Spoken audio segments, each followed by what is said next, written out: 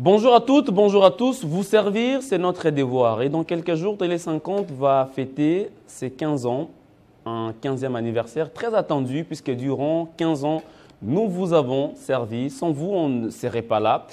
Et sans nous, vous ne serez pas là puisque vous êtes des téléspectateurs car nous sommes une chaîne de télé et vice-versa. Et voilà, comme chaque samedi, comme chaque week-end, nous vous servons avec beaucoup de passion, beaucoup d'abnégation. Oui, sur ce plateau, on essaye d'analyser sans embâche les questions d'actualité sportive. On va revenir sur plusieurs questions, puisque la semaine a été quand même mouvementée avec cette décision du comité de normalisation d'arrêter le championnat national au plus tard le 26 juin.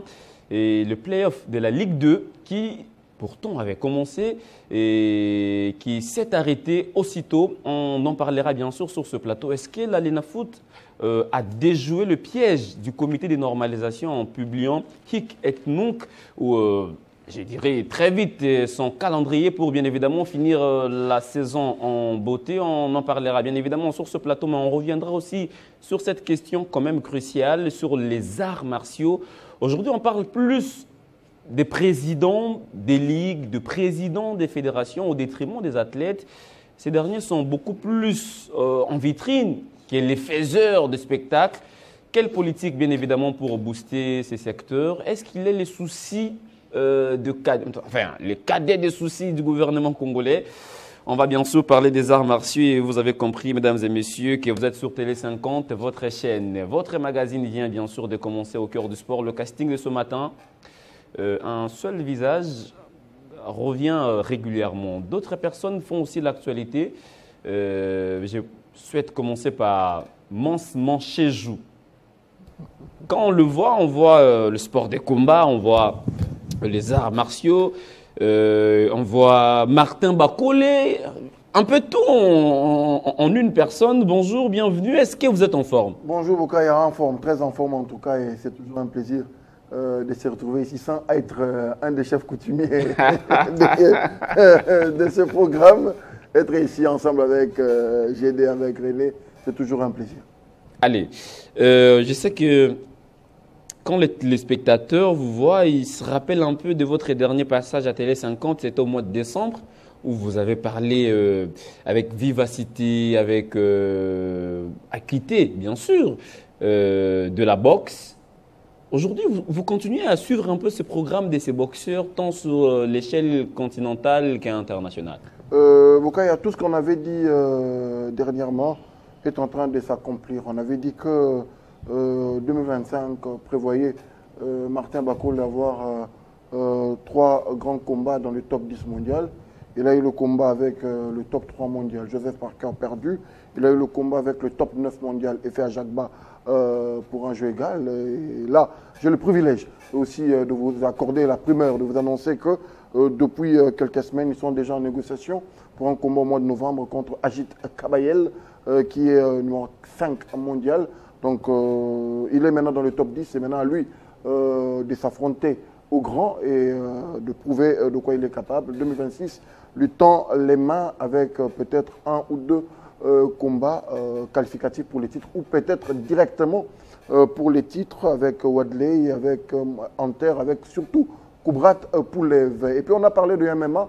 On avait parlé d'Eliezer Kubanza qui serait une des sensations de 2025. C'est vrai, le 12 juillet, notre King Kong, il est à Kinshasa. Je le verrai peut-être ce soir. Il sera en Angleterre pour un grand combat de haut niveau avec Brave Warriors. On a parlé de Josias Moussassa qu'on devait bien suivre. Et c'est le tout premier, ou alors le prochain Congolais, le 3e Congolais à rejoindre l'UFC, mais surtout le tout premier à quitter dès la RDC directement à l'UFC. Donc, on est en train de suivre. Aujourd'hui, d'ailleurs, on va suivre la relève. C'est Rigen Apanou contre Kevin Ramirez.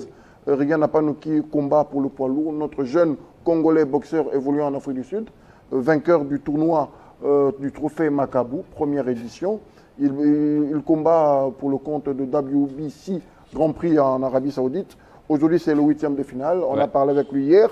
Ça sera à suivre gratuitement sur YouTube, sur la chaîne Ring Magazine. Déjà, à partir de 13h30, 14h, on pourra suivre notre Congolais et voir s'il gagnait. Il partira en demi-finale et en finale. Une fois en finale, il est assuré d'être désormais sponsorisé par les Saoudiens durant toute sa carrière. Vous comprenez ce que cela veut dire, comme aime bien dire j'ai des luscous par les Saoudiens. Et quand maintenant les Saoudiens veulent vous sponsoriser votre carrière, vous êtes assuré de monter en flèche. Et nous souhaitons en tout cas bonne chance à Rigen Apanou. Allez, ça valait quand même la peine puisqu'il est dans son assiette. Mon séjour, je m'inspire un peu plus de lui quand il y a des grands combats, que ce soit en boxe ou en sport de combat. J'aime bien vous lire, hein, mon séjour. Le temps de recevoir, c'est lui qui essaie un peu de se démarquer ces derniers temps avec ses lettres ouvertes ou ses lettres ouvertes. Il essaie un peu de prendre la place déjà de Luis Coupa. René Moukalai Lombe. Dis-lui, il est très pointu. Quand il écrit, il faut qu'il y ait des réactions. Bonjour, bienvenue. Bonjour. En rouge-noir ce matin. Bonjour, Christian Bokaya. Ah, vous célébrez l'amour ou... Non, c'est une coïncidence seulement. Bonjour, merci pour cette invitation. Ouais. C'est toujours un plaisir de répondre quand même à cette grande messe de chaque samedi. C'est un grand plateau, c'est une grande émission. Quand on y vient, on vient avec beaucoup plus de responsabilités. Essayer de scruter vraiment l'actualité sportive et servir quand même vos téléspectateurs. Et avec cette obligation de répondre quand même à leurs attentes. Et j'espère que ceux qui ont vu déjà René Moukalai disent « Ah ben il est là !» Ils ne vont pas zapper. Parce qu'ils vous ont vu, certainement vous allez parler du Conan ou vous allez parler du Conan. Je sais que vous allez parler de la Fédération Congolaise de Football Association. Lui, on le reçoit en dernier puisqu'il était avec nous la semaine dernière. J'ai de Luis Coupa, mais je préfère le recevoir par une interrogation. On a vu quand même les partenariats AC Milan, RDC. Apparemment, c'est parti vite et clairement défini. Bonjour Christian, bonjour à tous ceux qui nous suivent en ce moment. Merci pour cette invitation. Merci à mon séjour. Je suis très heureux de le voir. C'est toujours passionnant de l'écouter, d'en parler. Mais sur ce plateau, c'est vous qui êtes les chefs coutumiers. Je crois. J'accepte. Sur ce plateau, c'est génial. C'est lui le chef coutumier. J'accepte cette casquette-là. Elle me va bien. Chef coutumier. Bon, j'ai remplacé Lucas Koulé. Non, vous êtes le coach sportif. Oui. On vous connaît déjà depuis un temps. On vous identifie au coach sportif. Merci beaucoup. Donc voilà. En répondant à votre question, je crois que les partenariats entre la RDC et l'AC Milan ne s'est pas fait vite, puisque c'était déjà au début de l'année. On avait annoncé ça, le ministère du Tourisme. C'est un plan, le plan Mattei. Donc le plan Mattei, c'est le gouvernement italien qui a mis en place un plan pour subventionner un peu de pays africains pour travailler avec eux en collaboration, pour notamment éviter à ce qu'il y ait beaucoup de migrants noirs qui partent tout le temps en Italie pour chercher un peu la vie. Ils pensent qu'ils estiment que voilà, en mettant en place un projet comme ça, ça pourrait faire en sorte que les différents gouvernements d'Afrique puissent arriver à gérer la jeunesse à travers le sport, bien évidemment. Aujourd'hui, hier, on a appris que voilà, les partenaires étaient scellés. C'est une bonne chose. Et puis en retour, il y a quand même des infrastructures qui seront construites pour l'épanouissement des talents. 5,5 milliards. Voilà. 5,5 milliards, c'est la somme qui est... Est-ce que ce sont les Africains qui vont gérer ces fonds? Naturellement. Bon, ils ne vont pas gérer des fonds, certainement, ils vont gérer des infrastructures, puisqu'ils auront comme avantage après. Je préfère encore qu'eux viennent juste construire et nous laisser. Ils vont construire, c'est en partenariat avec certains gouvernements africains. Donc en retour, certainement, ils vont avoir également des garanties et des avantages. Après, il y a quand même aussi un autre sujet, toujours en parlant des partenariats qui fait un peu jaser. Non, mais pour Monaco, c'est bon déjà, non? C'est bon, mais bon, dans le parler, c'est bon, mais dans le contenu, c'est vide parce qu'il n'y a rien. Ces partenariats est vide. Moi, j'ai lu un article écrit par le média 7 sur 7. C'est un confrère qui a fait une interview avec un responsable du ministère des Sports. Ils ont épinglé des points qui constituent ces partenariats, mais il est vide carrément. Parce que tout ce qu'ils ont dit là, c'est impossible, pratiquement impossible. Par exemple, on dit que l'AS Monaco va venir former en RDC. Est-ce que vous avez déjà vu un club européen formé en Afrique? Non. Ils travaillent toujours en partenariat avec des centres de formation qui sont déjà organisés. Vous formez et ils peuvent venir. Voilà, tout à fait. Ils ne viendront pas créer des centres de formation ici pour nous, ça c'est impossible. Et avec quelle somme? 5 millions pour 3 ans. Bon, je crois que les partenariats, il est vide. J'ai vraiment regardé de près ce contrat. Après, le ministère du Sport a essayé de défendre, mais peut-être il convainc ceux qui ne connaissent pas le foot. Nous qui avons un peu, humblement, en tout cas, l'expertise dans ces domaines-là, je juge que ces partenariats est quasiment vide. C'est une coquille vide. Donc vous souhaitez qu'on reste avec les partenariats Milan? Mais c'est clair, Milan a mis de l'argent pour la RDC. La RDC va en bénéficier en retour. Milan va bénéficier certainement des terres en RDC pour ses investisseurs et sur le plan commercial et touristique. Mais en retour, par contre, le partenariat de Monaco, la RDC va donner de l'argent pour des points qui ne seront pas forcément respectés, puisque tout ce qu'ils se disent là, en 3 ans, on ne va voir rien. Merci beaucoup, GD. On sera là à se poser encore la question. On aura le temps vraiment... Ah d'accord, si on aura le temps. Ouais, on aura vraiment le temps.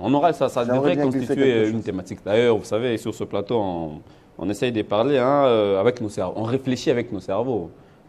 Il y a des billets verts à gauche, des billets verts à droite, mais bon, à un moment, il faut faire parler son cerveau. C'est quand même important. Messieurs, je voudrais, avant qu'on ne parle l'INAFoot, avant qu'on ne parle football, je voudrais quand même qu'on fasse un petit point sur les arts martiaux.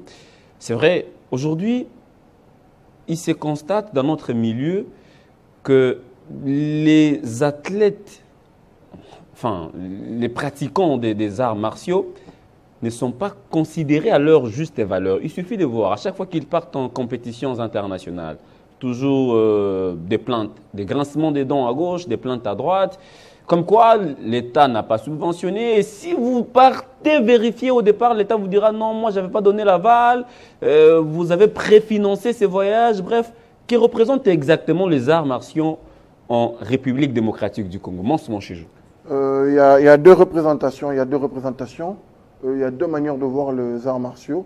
D'abord, selon l'État. On doit se le dire, ils vont avoir un discours politique. Ça ne représente rien. Rien, zéro, nada. Et l'autre, l'Ibungu-Toulou. Donc c'est ça. Donc pour les politiques, les arts martiaux représentent rien. Donc c'est juste des disciplines qui accompagnent le football. Et tant que ça peut vivre, ça peut 1 ou 2 fois nous donner un petit bilan. On s'accroche. Donc nous sommes dans un pays où les meilleurs ministres, selon eux, ce sont les ministres qui ont fait de bons résultats avec le football. Donc vous voyez, donc on est encore dans un pays pareil. Mais c'est normal, parce que le football, ça reste non, c'est une bonne bêtise. C'est une très belle bêtise. C'est une très belle bêtise. Une bêtise énorme.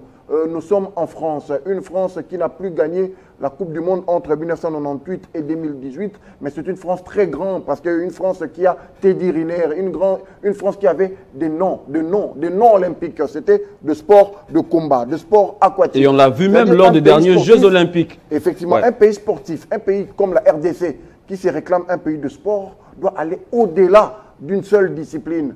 Et malheureusement, je disais de 2 facettes. Nous qui aimons le sport, nous journalistes, nous passionnés du sport. Hier, j'étais au centre sportif de la police, où le tournoi régional de Kinshasa s'est joué avec le judo. Merci à M. Tizon Domé, le journamètre. Je profite d'ailleurs, joyeux anniversaire, même si ça vient de passer il y a quelques jours. Il m'avait invité pour commenter ce combat. Une salle de 1000 personnes avec un billet de 14 000 francs. La salle était archi pleine. En judo? Je dis bien en judo. Alors que le billet était de 5 $. De 14 000 francs, la salle était archi pleine. Il fallait demander le renfort de la FARDC pour envoyer la police militaire pour venir refouler du monde. Vous comprenez? Alors qu'on est d'accord que... On peut voir quelques images, quand même, parce que je crois que j'avais vu quelques vidéos. On est d'accord que le PFKIN, même la l'INAFoot ne peut pas se prévaloir ce luxe-là de mettre un match, même Vitaïmana actuel, à 14 000 francs et avoir du monde. Même à 5 000 francs, les gens ne viendront pas. Effectivement. Mais il y a encore de sports de combat qui suscitent les gens. Donc du coup, un Gédé Scoop connaît l'importance d'avoir le sport de combat, d'avoir le sport individuel dans un pays, mais le politique le passe en secondaire. Eux-mêmes, en termes de leur bilan, il suffit de voir nos amis lutteurs offrir des médailles dans un championnat d'Afrique. Pour être réussis, ils ont d'abord passé beaucoup de temps et aujourd'hui sont en train de pleurer pour des primes quasiment de 600 $. Il suffit de voir les amis de Scrabble, plutôt de jeux d'échecs, je pense, des Scrabble, oui, qui étaient au niveau du Congo-Brazzaville, gagner des titres. Ils n'ont jamais été reconnus à leur juste valeur. Que dire du MMA, où on a 3 fois champion d'Afrique, on a 10 médailles gagnées en Angola. Eux d'ailleurs, pour être même accueillis, même reçus par le ministre, il fallait qu'ils puissent passer par les médias, demander, solliciter les audiences partout. Et aujourd'hui, on leur dit que pour prime, ils doivent au moins attendre 1 an. Donc, parce qu'ils n'ont jamais été répertoriés ou prévus. Donc, vous comprenez que c'est un problème de considération de la part de l'État. Et c'est triste. C'est triste, alors que, j'ai dit, vous avez... La Coupe d'Afrique ou la Coupe du Monde, je vais finir par ça. Ouais. La Coupe d'Afrique ou la Coupe du Monde, on ne les gagnera pas toujours aussi facilement. Il suffit de voir, aujourd'hui, c'est à peine que l'Afrique est en demi-finale. Aujourd'hui, nous sommes à la quête d'une qualification à la Coupe du Monde. Nous sommes à la quête d'une régularité au dernier carré d'une Coupe d'Afrique, alors que à côté du football, on peut aussi investir dans des sports de combat ou dans des sports individuels. On va avancer, on aura le temps, la parole devrait tourner, vous aurez encore le temps peut-être de faire aussi des propositions, mais je dirais, c'est possible de développer chaque discipline sans étouffer les autres. Ça veut dire, le football est là, il avance. Entre-temps, on peut aussi miser sur la boxe, sur la lutte, sélectionner quand même des disciplines qui nous honorent. Mais aujourd'hui, quand on regarde ce qui se passe sur la voûte sportive de la RDC, on s'est dit, apparemment, on n'a pas encore de politique sportive clairement définie pour nous aider. Parce que quand on vient, d'abord, on suit les calendriers de matchs de football. La saison commence X, ça se clôture Y, et toujours des problèmes même dans ce football. Alors qu'ailleurs, il y a des athlètes talentueux, mais voilà, des talents qui se volatilisent dans la nature. C'est parce que nous avons des autorités qui ne connaissent absolument rien en sport. Excusez-moi, permettez-moi de le dire. Nous avons des autorités qui ne pensent que les sports, c'est le football, qui se résume que le football. Mais il y a eu des ministres, qui sont du mouvement sportif, tout ça. Tout ça ne représente rien du tout, puisqu'au moment où ils sont aux affaires, ils voient d'abord là où l'argent sort facilement. C'est ça justement le problème. L'argent sort facilement lorsque l'équipe nationale, pas le football en général d'ailleurs, l'équipe nationale première des Macabres, des Chancel Mbambajou, là facilement vous avez de l'argent.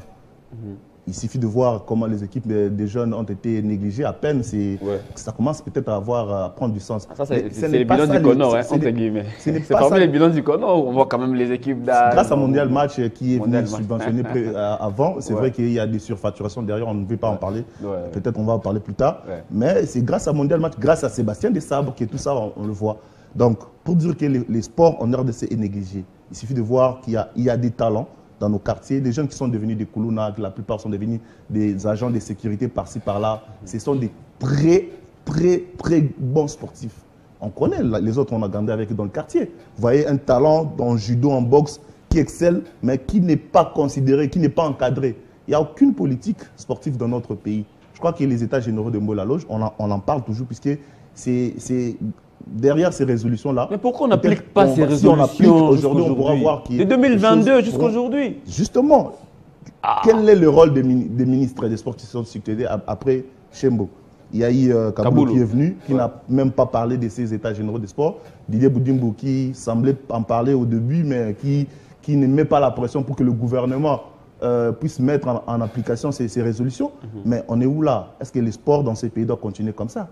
Les sports, c'est un secteur qui réunit tout le monde. Lorsque vous voyez les images des judo, il y a des bons judokas dans ces pays, mais il n'y a pas d'encadrement. Il y a des sports de combat qui donnent des médailles. Aujourd'hui, on a tendance à parler des présidents des fédérations, comme vous l'avez évoqué dans votre annonce. On parle plus d'eux que des athlètes. Parce que les présidents des fédérations, ces présidents-là font de leur fort pour sortir ne serait-ce que quelque chose de leur poche. Parce que déjà que le gouvernement ne donne pas suffisamment de moyens, ils vont vouloir déplacer les équipes nationales pour des compétitions continentales. Ils vont mettre la main dans la poche pour la passion, bien sûr, pour aider ces garçons-là à compétir. Mais en retour, ils vont passer par des médias pour commencer à pleurnicher. Recevez-nous, voyez, les gouvernements, les autorités congolaises ne font absolument rien. Les ministères des promesses, les ministères des sports, qui est des promesses lorsqu'il s'agit des équipes les sports de combat. J'ai cru qu'il y avait un nouveau ministère, un ministère des promesses. J'allais dire, il y a... Il faut en créer, moi je pense qu'il faut en créer. Je pense qu'à un moment donné, on doit vraiment prendre conscience de la valeur, les talents qu'il y a dans notre pays, surtout dans le sport de combat. On doit valoriser cela, on doit mettre en place une politique sportive. L'État congolais a des moyens. C'est vrai qu'on dit que le sport n'est pas la priorité, mais en tuant le sport, on tue la jeunesse. Parce que ce sont des jeunes qui pratiquent les sports. Il suffisait juste... Moi, d'ailleurs, je me pose la question, pourquoi on a dissocié les ministères de la jeunesse et des sports? Quasiment, c'est la même chose. Pourtant, vous avez dit, chaque année, le gouvernement décaisse des fonds pour la jeunesse. J'ai appris cela. Et apparemment, ces fonds ne sont pas utilisés à bon escient. Pas du tout. Je venais d'apprendre qu'au ministère de l'enseignement supérieur, enfin de l'enseignement primaire et secondaire, il y a une somme avoisinant $1 million chaque année que le gouvernement met en place pour les tournois interscolaires. Et cet argent-là, on n'en a jamais parlé. C'est le ministre Didier Boudim qui en a parlé récemment, lors d'une conversation privée. Il en sait quelque chose parce qu'il était au ministère, à ce ministère-là. Voyez un peu. C'est compliqué. Tout est désorganisé à tous les niveaux. Je crois qu'au bout d'un moment, on doit aider ces pays. Les autorités qui sont là, ils sont élus par la population, doivent mettre en place des projets clairs. Il ne faut pas aller dans des projets exorbitants qui cassent la tête comme des partenariats Monaco, etc. Machin, qui ne profitent rien au sport congolais alors que les 5 millions, si on le met, on investit dans le sport de combat, je vous assure qu'on aura des Martin Bakolé en désordre. C'est même la question que je comptais poser à René. Aujourd'hui, si les sports de combat, les arts martiaux souffrent un tout petit peu, c'est suite au budget alloué au sport qui est modique. Parce qu'on s'est dit, à peine on a quelques millions, hein, à peine 1 million, à peine. Mais quand on regarde les dépenses annuelles, on s'est dit, ce sera quand même compliqué. Si vous prenez seulement le football, l'équipe nationale seulement, disons même l'équipe nationale. Messieurs seniors. Ça bouffe tout et du coup, les arts martiaux, c'est tout à fait normal. Hein. On s'est dit, le gouvernement n'a pas assez de moyens et bon, ce qu'on subit maintenant, c'est logique. Le gouvernement n'a pas assez de moyens. Je ne pense pas. Je ne pense pas. Si on est capable de donner 5 millions à Monaco dans un projet quasiment vide, je pense qu'on en a. Si on est capable de donner 14 millions de dollars à Milan AC pour floquer seulement la RDC au dos du maillot de Milan AC, c'est un partenariat de sponsoring. C'est-à-dire qu'aujourd'hui, la RDC est devenue le sponsor parmi les sponsors de Milan AC avec 14 millions de dollars. Et après, il y aura une réflexion si Milan peut nous aider maintenant dans l'organisation de notre football. Je pense que ce n'est pas question d'argent. C'est question de vision et de projets. La RDC en soi, quand on dort, on se réveille le matin, il n'y a rien de projet, il n'y a rien de concret sur le développement du football. Je veux bien qu'on parle de léopard, par exemple, judo, boxe, c'est pas lutte, qui ont honoré quand même la République démocratique du Congo à l'extérieur du pays et on doit donner une prime de $600. D'abord, c'est une honte. Bien qu'on en parle seulement sur une grande chaîne comme ça, on parle qu'un athlète, un boxeur peut gagner la médaille d'or moyennant $600. C'est de l'insulte. Mais avant qu'on en parle jusque-là, avant qu'on en parle jusqu'à la prime de $600, qu'est-ce qui est fait? Rien du tout, cher frère. C'est-à-dire que vous êtes à Lemba, vous êtes à Matete, vous êtes à Ngaba. On vous dit qu'il y a des judokas, il y a des boxeurs, il y a des lutteurs là-bas. Ils se préparent comment? Regardez comment... Ouais, c'est comme ça qu'ils se préparent. Papa, un pays qui a des visions dans les sports de combat, les sports individuels, on ne prépare pas comme ça. Il a donné l'exemple ici de la France. Ouais. C'est-à-dire que c'est dans chaque ville où tu trouveras de salles appropriées à un athlète de bien se préparer pour son avenir. Mais nous ne sommes pas encore au niveau de la France. Puisque nous ne sommes pas encore au niveau de la France, ouais. C'est quoi le problème? C'est ce que je l'ai dit. Le problème, c'est à la personne qu'on charge d'un ministère. Ouais. Nous avons aujourd'hui un ministre de sport. Est-ce que réellement ce ministère a un projet de développement pour notre sport? Non. Il n'y en a pas. Quand on parle de 14 millions, on peut motiver dans un conseil des ministres pour que cet argent sorte, parce que chacun d'eux savent déjà, en commençant par le ministère de budget, qu'il y aura le pourcentage, ministère des finances pourcentage, ministère des sports pourcentage. Mais si on veut parler pour ces athlètes, par exemple, c'est une affaire de 50 000 $. Mais qui va aller parler pour ça? C'est-à-dire c'est peu d'argent pour eux et ça ne peut pas faire sujet d'un débat, même dans un conseil des ministres, pour qu'on débloque afin qu'on honore les athlètes. C'est le plus grand sérieux problème que nous avons. Ouais. On n'a pas de projet, on n'a pas de vision pour l'avenir, surtout pour le sport de combat. Ça, c'est clair. Pour qu'on arrive à parler du sport de combat, il faut d'abord qu'il y ait une vision et un projet. Mais entre-temps, avant qu'on ait la vision, avant qu'on ait un projet, les talents, que faisons-nous de ces talents? Il y a des talents qui grandissent, qui meurent, qui disparaissent comme ça, alors qu'on attend des visions et des projets. Quand vous parlez entre-temps, nous pouvons tous penser de la même façon que la sélection a évolué.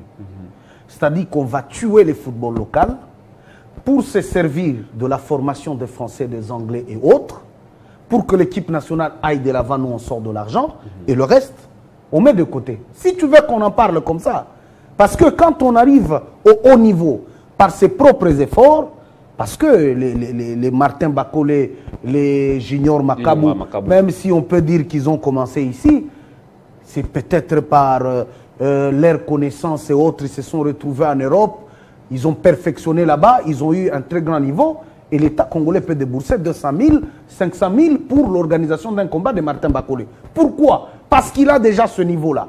Donc l'État n'a pas la vision d'amener un athlète à ce niveau. L'État a seulement la vision d'utiliser un athlète arrivé à ce niveau par ses propres efforts. Merci beaucoup René Moukala. C'est tout ce qui se passe en RDC et je pense qu'il faut qu'on change notre manière, notre façon de voir les choses pour qu'on aille de l'avant. On va faire un dernier tour de table. Faisons un effort d'être un peu bref parce que là on devrait prendre l'autre thématique.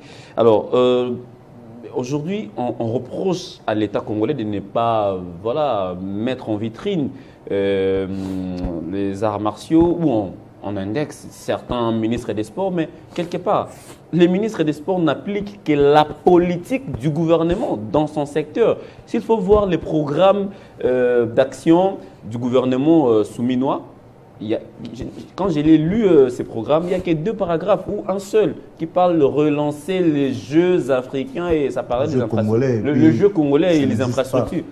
Mais déjà, ces projets, on peut beaucoup critiquer les ministres, mais quand déjà le gouvernement lui-même, on voit 1 ou 2 paragraphes, on comprend la place qu'occupe le sport dans le gouvernement actuel ou dans les différents gouvernements même qui se sont succédés.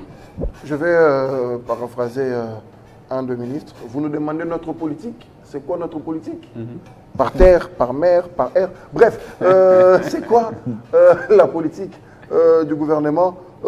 Boukaya, moi je pense que même en un mot, si le ministre, la première ministre disait développement, c'est comme a dit René, c'est comme a dit Gédé, c'est maintenant aux responsables de ce secteur. On a dit relancer les Jeux congolais. On s'est limité là. Maintenant, vous, on vous a dit ça.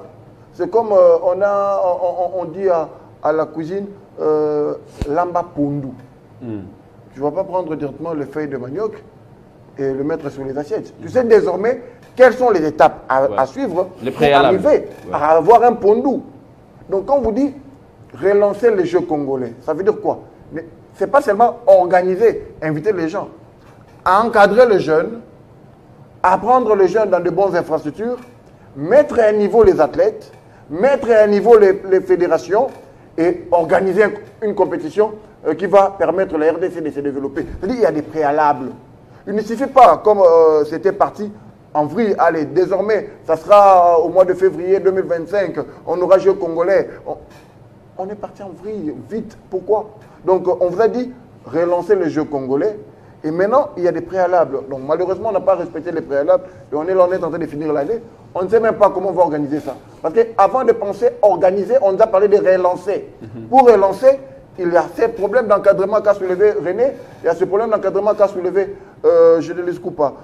J'ai mal, Boukaya, quand j'entends des sommes 5 millions, 14 millions. C'est rien. C'est 19 millions. C'est rien. Si ça rien, mais ça peut servir à beaucoup. Rien dans le sens que si vous entendez les montants généralement détournés, c'est 5 millions. C'est rien. On a détourné 100 millions. Ça veut dire cet argent-là. Le combat, 19 millions représente la chance d'une vie. représente la chance de toute une vie, pas d'une personne, de 1000, 10 000, voire 100 000 personnes. Parce que pour avoir des mini... Le problème aujourd'hui, c'est là où je rejoins GD. J'espère qu'un jour on va en parler, ou peut-être aujourd'hui, quand j'attends 5 millions pour le développement du football avec Monaco, j'ai ri. Le minimum, on a combien de terrains partis pour le sport de proximité avant d'aller là-bas à Monaco, ici à Kinshasa. Matete, une commune qui nous a offert de footballeurs de nom, n'a pas de terrain de proximité. Il y avait foyer. On a construit une municipale là qui est inutilisable. Et le terrain, l'autre terrain de Tchobo, c'est parti en vrille. Chacun est parti à dilapider, à spolier le terrain. Donc quand vous avez une Djili, une fois j'avais lu, j'ai lu Scoop à faire l'apologie des talents sortis de ce coin-là. Mais aujourd'hui, aller en Djili, aujourd'hui même le grand terrain Sainte-Thérèse a failli être spolié. C'est-à-dire aujourd'hui on n'a pas peur. On n'a pas peur, c'est facile. Spolié même les terrains d'Ndjili, les terrains Sainte-Thérèse. Oui, c'était presque, parti. Heureusement, il y a eu ce projet terrain Étienne Tshisekedi. Et puis après, je ne sais plus si c'est le gouvernement central ou c'est le gouvernement de Kinshasa. Le gouvernement de Kinshasa qui a Vélodrome abandonné, qui a le stade Mamaloula abandonné. Mais il se permet d'aller faire un tour. C'est vrai. C'est vrai qu'on critique généralement les ministres nationaux du sport, mais le gouvernement provincial, il n'y a pas un ministre... Non, une demande, le jour où on va parler du sport provincial de Kinshasa, pour parler du programme de gouvernorat de Kinshasa, même si je suis malade, invitez-moi, je viendrai avec mes médicaments parce que j'ai beaucoup à dire. L'émission, on va prendre la deuxième thématique, puisque là, nous faisons la course contre la montre, peut-être en 1 minute. C'est vrai, j'ai changé avec le général Oleko un jour, il dit, aujourd'hui, vous avez 26 provinces, nous avons 26 provinces parce que c'est notre pays, mais développer les points forts de chaque province. Il me dit par exemple, s'il faut développer la natation au Congo, vous allez prendre quelle province? Sans réfléchir. Je lui ai dit, je prends l'Équateur, je prends Maïndombe. Il m'a dit, mais oui, ces jeunes-là, ils font la nage. Construisez maintenant des bassins olympiques. Si vous avez même un bassin olympique à Mbandaka, ça permet à ces jeunes-là déjà, au lieu de nager vague, de nager librement, ils apprennent les ABC. Demain, vous avez des grands athlètes en natation olympique. Ça peut coûter combien? 100 000 $, 200 000 $. Ça, je sais pas, mais avec une salle et une vestiaire, avec une siège de 550 places. J'ai eu l'avantage de voir un projet sur ça. Je salue d'ailleurs M. Olivier Bouilou, notre confrère. C'était 320 000 $. Je dis bien avec une salle. Seulement. Je dis bien avec une salle. Et, mais il a 14 millions. 550 personnes. C'est ce que j'ai dit. Nous avons un problème de 350 000 $. Sinon, on peut aller moins, même à 200 000. Des spécialistes, non pas des spécialistes dans certains domaines dans ce pays. Dans le sport, par exemple, vous avez des membres du gouvernement qui ne font que parler de la politique. Ils ne vont pas parler du sport comme il se doit parce qu'ils ne sont pas experts dans ça. Trouvez des experts, consultez même les journalistes qui sont là parce que nous, c'est notre quotidien. Nous faisons des recherches pour ça. Nous avons suffisamment d'informations pour développer notre sport en général. Nous avons 24 communes ici à Kinshasa, en parlant seulement des 24 communes de Kinshasa. Combien de communes actuellement ont même un seul terrain de football? Il n'y en a plus. Il y a beaucoup plus le privé. Allez ici, j'ai eu la chance, je ne sais pas si j'ai appelé ça chance, j'ai eu peut-être l'occasion de vivre en Angola. En Angola, chaque commune a un terrain de football, a un terrain de basketball, a une piscine, a un bassin.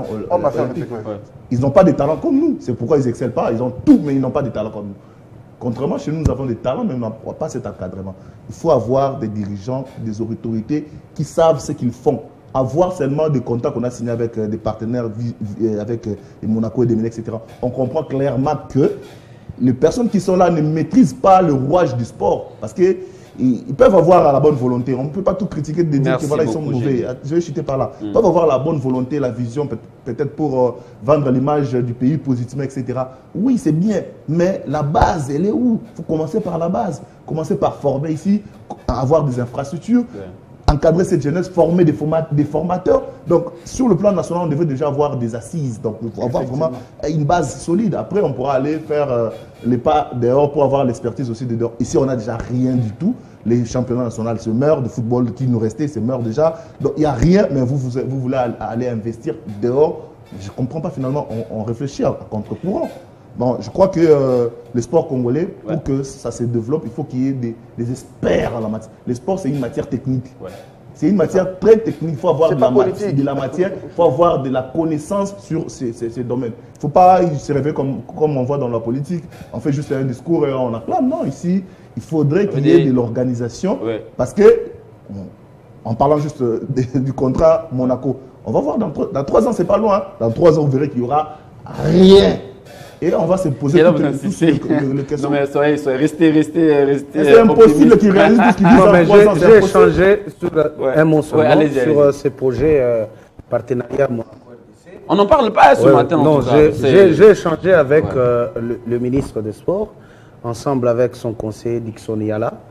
Ils ont semblé me dire que, certes, ils ne veulent pas communiquer sur ça parce qu'ils n'ont pas encore fini avec l'élaboration technique faut rester patient, il faut être patient. De ce qui va être fait, mais ils m'ont lancé un truc en disant que parmi ce qui sera fait techniquement, d'ailleurs les gens du Monaco sont en contact avec la direction technique nationale de la fédération pour une formation de la lecture vidéo, une formation de lecture vidéo pour quelques entraîneurs. Merci beaucoup. Arrêtons les Matalana. Merci, monsieur. On aura le temps. On va parler. Peut-être que notre ministère n'était pas souple, mais ils nous ont arnaqués. Non. Il faut rester optimiste. Ça veut dire que c'est encore. C'est infaisable. On est encore. Moi, j'ai parlé de ça. J'ai évoqué ça partout. J'ai réveillé les gens pour dire que c'était vraiment vide. Mais ils m'ont laissé entendre que d'ici là, il y aura une communication. C'est comme ça qu'il dit, c'est une manière de calmer le Congolais. Les confrères de TV5, ils ont investigué sur cela. Ils ont dit à la télévision qu'il n'y a rien. Merci beaucoup. Ça aussi, mais ça aussi, c'est un autre effet. Ça veut dire, vous l'avez déjà dit plusieurs fois, mais pourquoi on a du mal à vous croire? Tout à fait. Je voudrais souligner sur ce point-là. N'oubliez pas qu'on a une autre thématique qui nous demandera beaucoup de temps. Je voudrais souligner sur ce point-là. Alors vous allez souffrir on a l'impression que dans notre pays, la presse locale n'est pas respectée.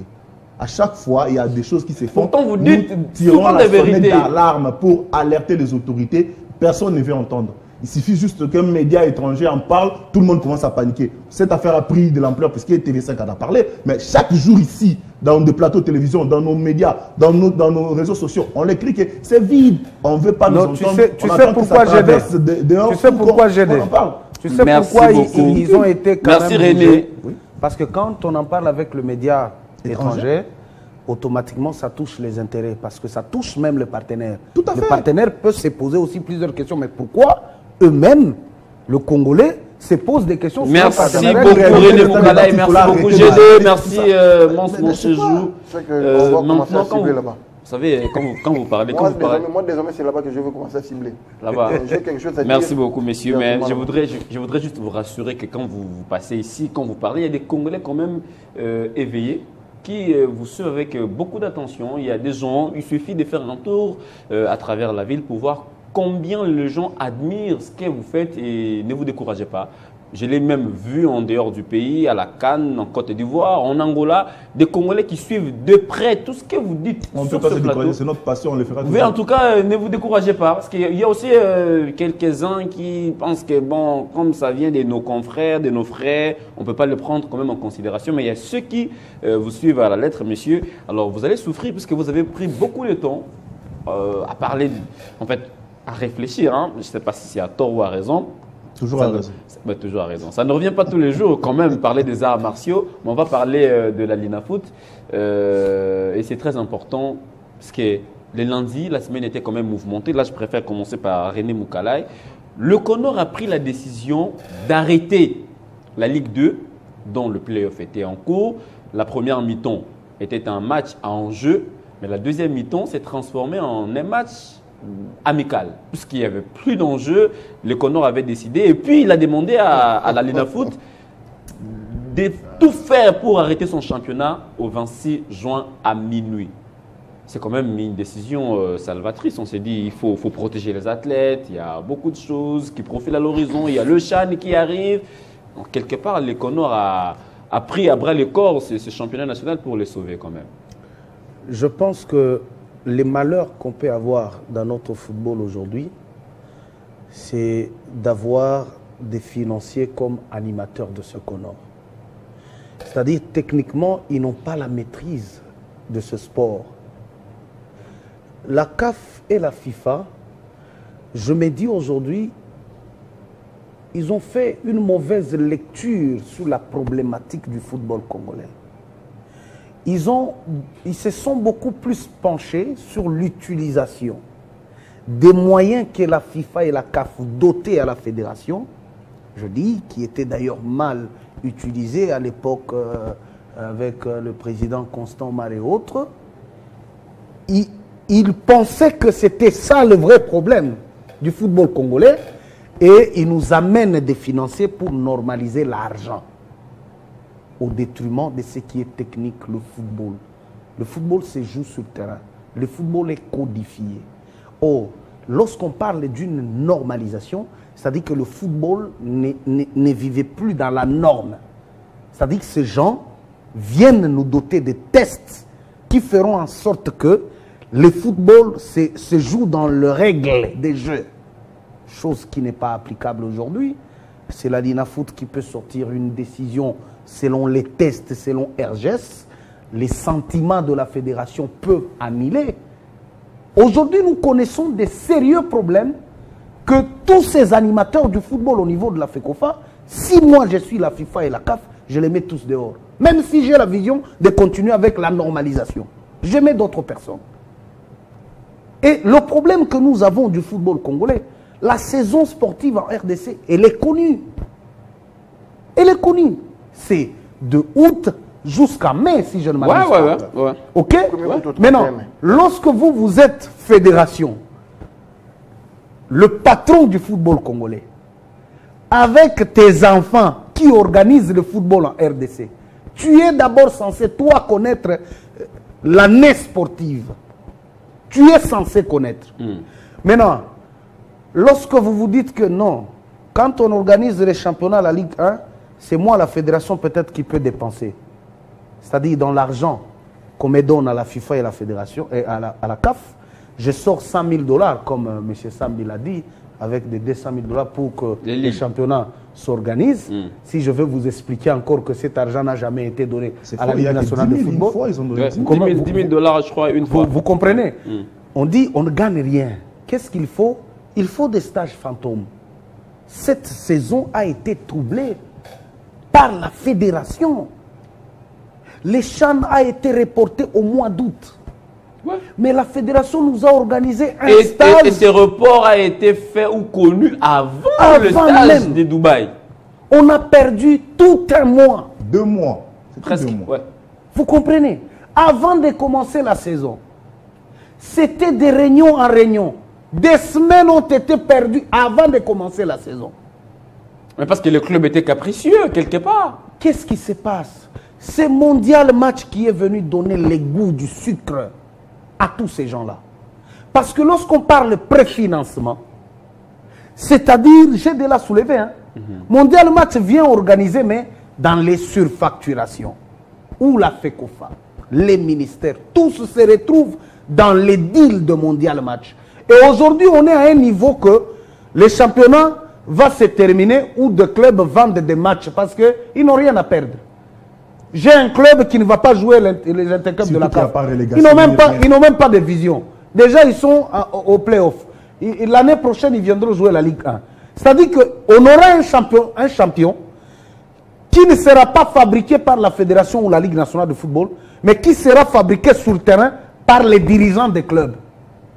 Tu comprends? C'est-à-dire qu'il y a un club qui vient, papa, moi je ne joue pas, je vais aller où?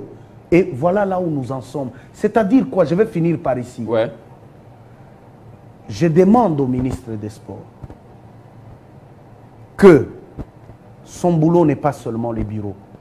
Son boulot n'est pas seulement de faire décaisser de millions. Son boulot, c'est de regarder comment les sports s'organisent en RDC. Il les suit, bien sûr. Je demande à la FIFA et à la CAF, vous nous avez induit en erreur et vous avez détruit notre football. Réveillez-vous, remettez-nous sur de rails. On veut voir le football rouler. Merci beaucoup, René. On ne veut pas voir des lettres qui s'improvisent en plein championnat où on n'est pas au moment du mercato. Il faut que les gens jouent. Mais je vais donner On la ne veut parole. pas voir ça. Je vais donner la parole à Gédélus Koupa. C'est vrai qu'aujourd'hui, on est surpris. Bon, moi personnellement, je ne suis pas surpris. Parce que je me dis toujours, j'aime introduire mes émissions par là. Au Congo, les saisons sportives se suivent et se ressemblent malheureusement. Il suffit de voir. Soit au début de saison, il y a un problème, une complication. Soit, si ce n'est pas au début, ce serait à la fin. On a perdu beaucoup de temps ici avec des clubs capricieux, format du championnat à gauche, à droite. La FECOFA qui nous amène le stage de Dubaï. On ne savait pas qu'au finish, on ne sera pas en mesure de bien organiser notre championnat et ça nous rattrape. C'est vrai, on peut beau crier, mais est-ce que la décision prise par le CONOR est salvatrice? Ou c'est la l'INAFOOT qui a déjoué les pièges du CONOR? Parce qu'on sait que la saison se clôture, la saison sportive, au 31 mai. Tout ce qu'on fait maintenant, là, c'est dans la dérogation. Et on se bat pour organiser la Coupe du Congo. Ça veut dire le CONOR étant le patron, disons la FECOFA, patron du football national. À tout moment, le CONOR, on peut dire ce qu'il pense. C'est ce qui se passe maintenant. Actuellement, c'est un problème d'homme dans notre pays. Un problème d'homme parce que le football est codifié, René l'a dit. Il y a des textes qui sont là. Il suffit juste de respecter les textes. Il y a une saison sportive dont l'échéance est bien connue. Il suffit juste de respecter l'échéance. On va jouer le football, ça va rouler. Le problème, c'est qu'on constate dans notre pays, c'est que le comité de normalisation qui est là est venu, au contraire, tuer le football congolais. Comment ça? Puisque ils ne normalisent rien du tout. Au contraire, ils mettent le bâton dans le roue aux personnes qui dirigent le football. Mais parce que le CONOR remarque qu'il y a beaucoup de laisser-aller dans la gestion du football. La fédération organise des footballs en RDC, c'est vrai, mais le championnat est organisé par la LINAFOOT. Si déjà la fédération et la foot ne s'entendent pas, comment vous voulez qu'on connaisse un championnat normal?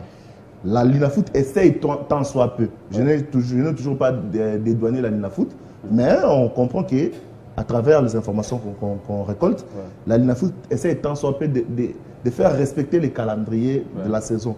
Mais la FECOFA vient avec des improvisations à chaque fois. Qui perturbent le calendrier de la LINAFOOT. Et aujourd'hui, les mêmes CONOR s'élèvent pour dire voilà, arrêtez les championnats au 26 mai parce que ça n'a pas de sens. Non, parce qu'il y a un stage d'ici là. Oui, parce qu'il y a un stage. L'argent doit sous-entendu, il y a un stage sous-entendu. Ça veut dire on veut. Oui, parce que l'argent doit sortir. La fédération actuellement ne voit que de l'argent. Les personnes qui sont là censées organiser les élections ont fait bientôt 4 ans.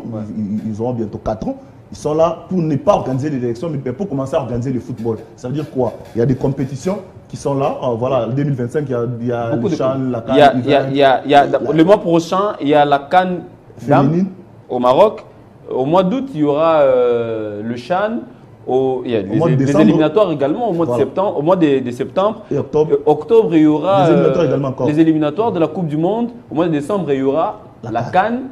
Et en 2026, il y aura la Coupe du Monde. Voilà. On s'est dit, il faut... Voilà, il y a des compétitions là. Ils sont là pour gérer ces compétitions-là parce qu'ils savent que l'État va débourser de l'argent. Et c'est une manière de se faire un peu la santé financière. C'est ce que tout le monde le sait aujourd'hui actuellement. Le CONOR est en train de tuer notre football. La LINAFOOT n'a toujours pas été exemple de tout reproche, mais cette saison, ils ont quand même fait de voies et moyens. Voilà la LINAFOOT est allée même chercher un sponsor illico cash.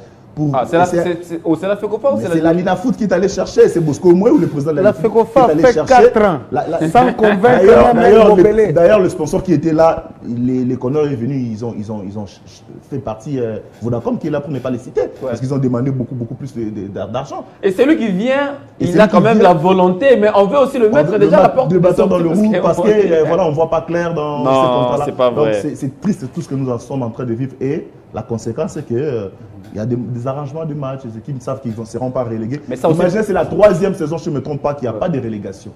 Il n'y a pas de relégation, et donc vous jouez. Un club qui sait que je peux vendre tous mes matchs, je ne serai pas relégué.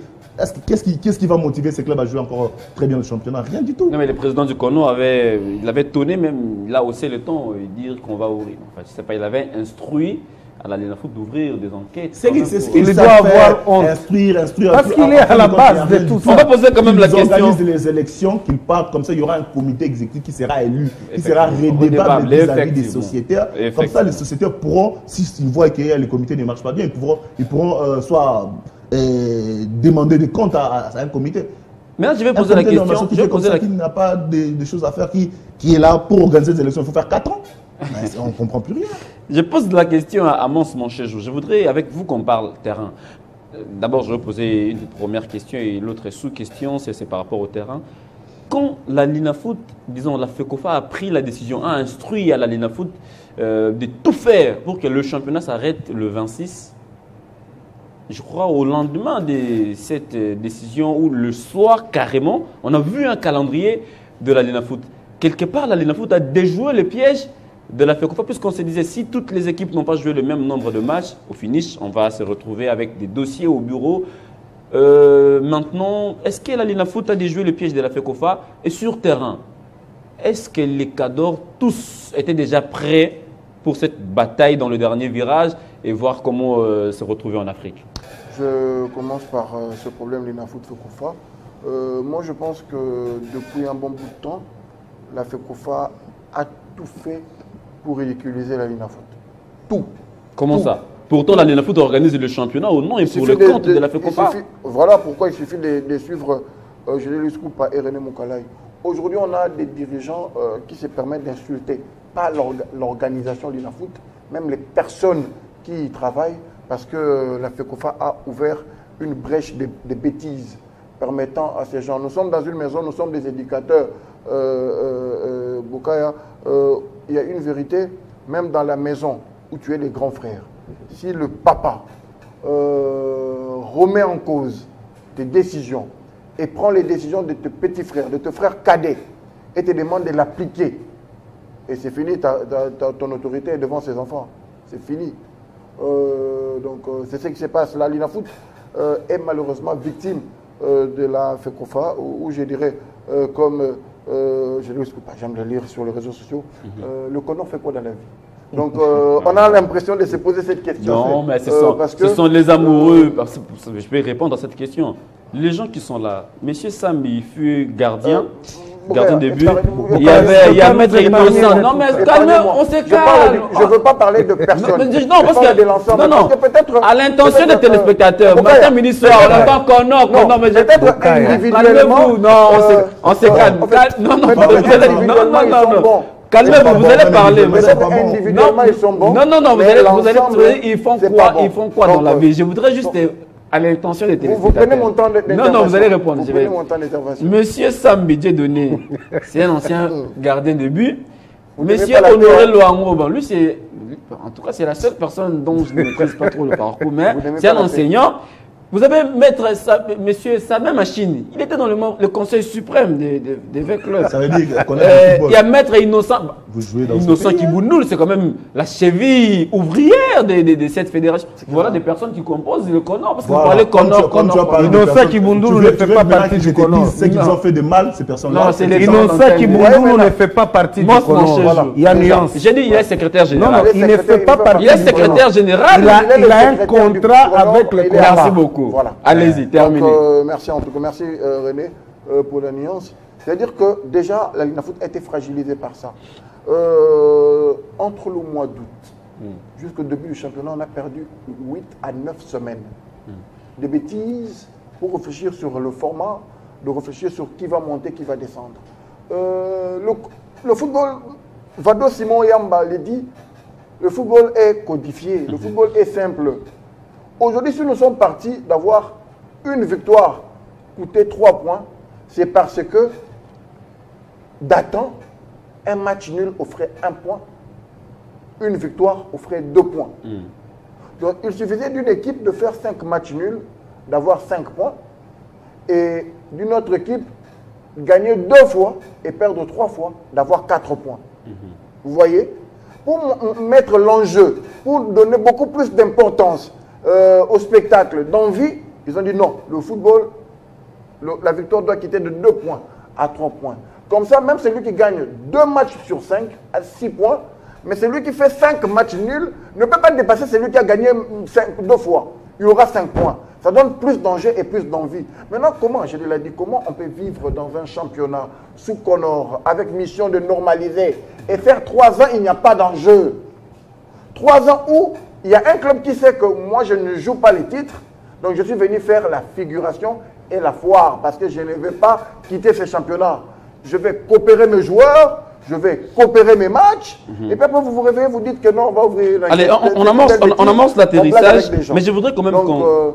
pour le Cador, je vais finir pour le Cador. En 1 minute. Entre le début du championnat et la fin, il y a eu du tout.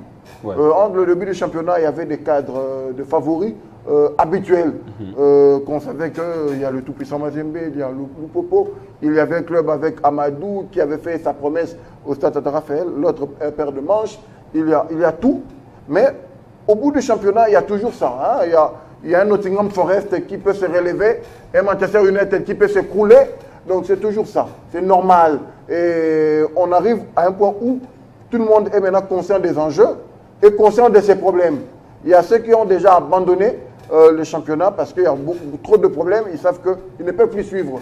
Et puis il y a ceux-là qui ont encore la chance, par exemple, d'être parmi les 3 Africains ou de mieux se positionner et de donner une bonne image. Il y a par exemple le dernier club Motema Pembe. Quoi qu'il arrive, Afrique ou pas Afrique, le départ du dernier club Motema Pembe et sa fin, c'est le jour et la nuit. Effectivement. Le départ, c'était DC Motema, problème, mais Motema Passi. Motema Passi. Déjà collé, là, c'est aujourd'hui, ils ont celui qui est là de santé, c'est déjà collé, là, les autres. C'est-à-dire que non, il y a tout au long d'un championnat. C'est Dieu connaît mon problème. Mais je voudrais, merci beaucoup, Mons. Mais je voudrais, faisons un effort d'être un peu plus bref, parce que là, on nous signale que nous sommes dans les temps additionnels de l'émission, bien sûr. René Moukalait, si aujourd'hui la FECOFA décide ou instruit à la Linafoot d'arrêter son championnat au plus tard le 26 juin, c'est parce qu'il y a une Coupe du Congo qui doit se jouer. Est-ce que prochainement, ce ne serait pas prudent ou important dès que la saison commence, on peut directement combiner et la Coupe du Congo, comme ça on commence avec les préliminaires, ça nous éviterait peut-être de surcharger les cas. Parce qu'aujourd'hui, reconnaissons qu'au-delà du stage sous-entendu, il y a bien sûr cette Coupe du Congo, la Coupe du Président qui doit se jouer. Et on comprend qu'on a passé beaucoup de temps alors que les mêmes équipes qui jouent pouvaient aussi jouer la Coupe du Congo. Et je te rappelle que le calendrier de la Ligue nationale de football a été connu avant d'élaborer le calendrier de la Coupe du Congo. On a inversé les choses. On a demandé à la Ligue nationale de football d'adapter son calendrier publié au calendrier de la Coupe du Congo. C'est-à-dire d'effectuer des modifications de jours et d'heures pour permettre à l'organisation de la Coupe du Congo. C'est-à-dire que pour la FECOFA, la Ligue nationale de football, ça l'importe peu. C'est-à-dire que ça n'a pas d'importance.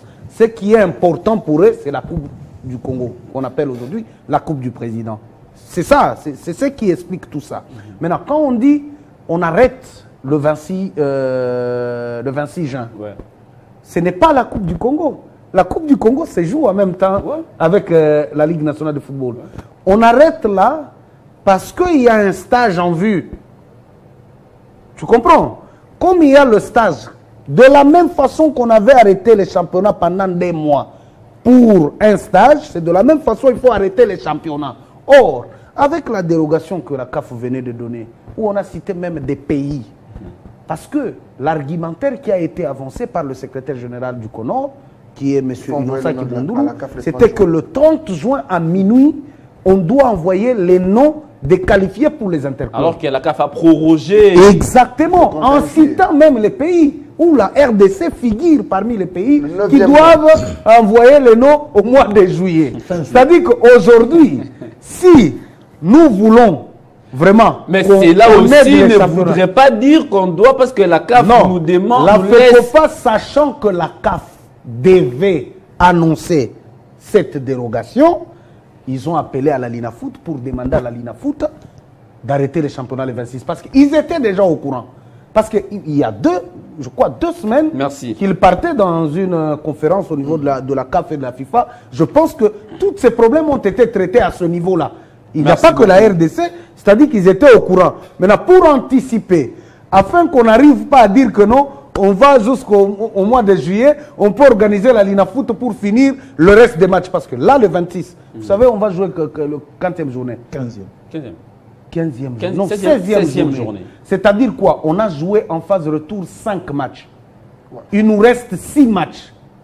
C'est-à-dire, si on a joué déjà 5 matchs, s'il faut qu'on envoie les noms les 31 en juillet, c'est-à-dire qu'on peut jouer les 6 matchs et on a un champion. Merci beaucoup, René. Mais avant que j'ai des luttes ne parle l'an dernier, je voudrais quand même, parce qu'aujourd'hui, on a, vous avez dit, vous parlez d'un Nottingham Forest, un peu comme au début, on sait qu'il y aura City, il y aura United, il y aura peut-être Chelsea dans la configuration anglaise, mais chez nous, il y a aussi les Aigles du Congo. Aujourd'hui, ces clubs-là qui jouent quand même un rôle important, là où le Mazembe, les Maniema, les Dering, les Lupopo se battent pour l'Afrique, les Aigles vous disent, ah, nous y sommes.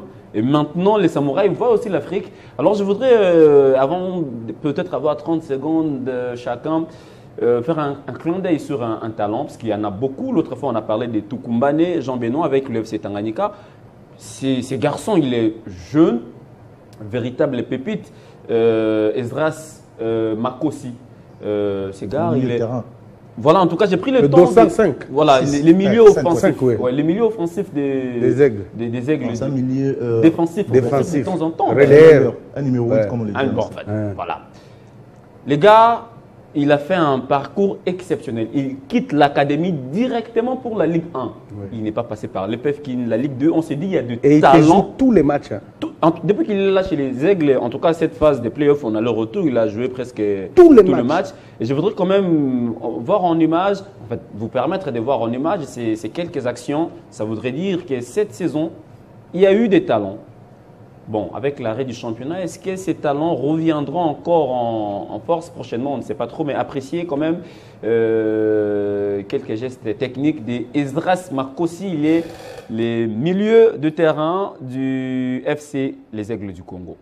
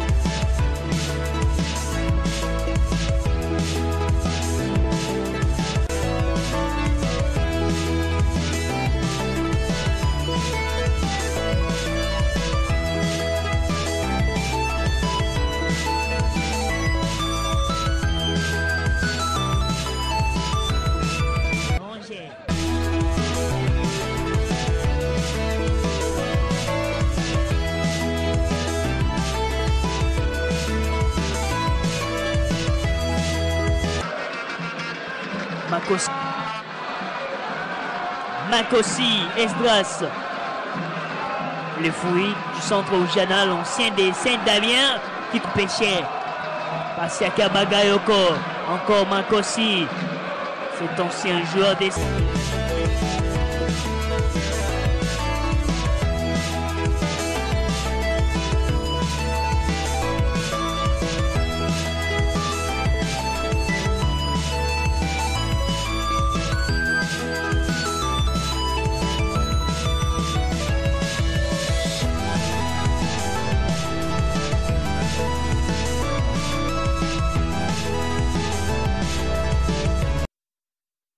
Voilà, c'était la Esdras Makosi. Un joueur de talent exceptionnel. Déjà, c'est un milieu relayeur. On le voit dans le volume de jeu. Il a vraiment un gros volume de jeu. Un gaucher, un joueur, un vrai jeune, hein, sans TVA. Donc, un vrai jeune qui sait prendre ses responsabilités au milieu de terrain. Un joueur qui impressionne. Esdras Makosi, il forme un trio au milieu de terrain avec Mbiye et Lin. Je vous jure que ces joueurs, il faut le voir de près. C'est un très bon joueur. Je le compare quasiment à Moukaou, l'international congolais qui joue à Lille. Ngalael Moukaou, donc c'est le même profil avec un pied gauche magnifique, un volume de jeu. Il a une palette exceptionnelle. lorsque vous le voyez jouer, vous sentez qu'il y a quand même de la maturité dans son jeu malgré son jeune âge. Il joue contre ses grands frères, il joue très simple, il facilite ses coéquipiers. Donc, je crois que c'est la plaque tournante des Aigles du Congo cette saison au milieu de terrain. Ouais. Et des joueurs comme ça, formés en RDC, bah, c'est un joyau, c'est une pépite. J'espère que voilà, le président Vidi et Chimangaye ainsi que les Aigles du Congo vont vraiment bien encadrer ces jeunes pour que peut-être qu'ils fassent une belle carrière en dehors. Et moi, mon plus grand souhait, ça c'est moi, mon plus grand souhait, parce que j'ai vu de jeunes, je me suis dit, Tukumbane, Linda Ntangue, Esdras Makosi. Ces jeunes-là, si je les vois en équipe nationale, je ne serais pas surpris. Vous voulez nous amener des vieux qui se battent, qui se recherchent encore là. Amenez-nous des jeunes qui vont nous défendre. Ils sont nombreux comme ça dans notre championnat des jeunes de la saison. Il y a Talassi, il y a Ibrahim Mato, il y en a de nombreux. Il y a Makoko de V Club, tout ça. Voilà. Ils sont nombreux. Ce jeune que tu vois là, moi je me dis c'est du okay. Il joue simplement. Physiquement, il est très au point. Quand tu regardes les duels avec des vieux, et vous sentez qu'il a une très bonne lecture des jeux, un bon style de récupération de ballon sans commettre des fautes. Donc vous sentez que c'est là où repose le cœur du jeu des Aigles du Congo. Félicitations quand même aux Aigles du Congo. Merci beaucoup. Ce talent. Allez, mon cher, je vais souffrir parce qu'il a beaucoup parlé quand on parlait des arts martiaux. L'émission est terminée, messieurs. Moi, j'allais juste faire une demande, une demande plutôt. Regardez la caméra, hein. Très vite, en 30 secondes.